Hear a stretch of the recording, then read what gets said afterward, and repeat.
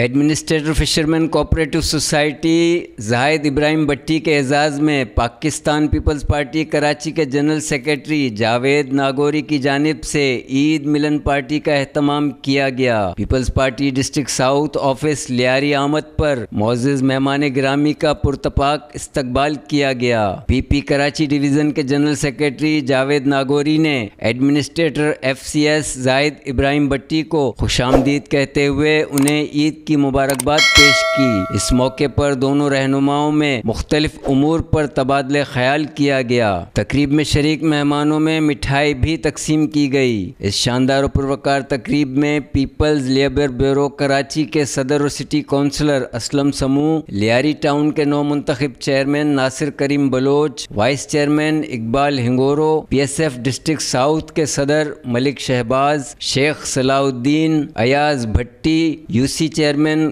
غنی Jat, Qasim Bhatti, Baba Butt, U C 11 کے vice chairman Muhammad Hussain, Abdul Sattar Bhatti, Hassan Ali Batti, Indus icon کے عبدالستار مندرا اور ایف سی ایس کے سابق وائس چیئرمین ابوذر ماڑی والا سمیت پیپلز پارٹی کارکنوں نے بڑی تعداد میں شرکت کی۔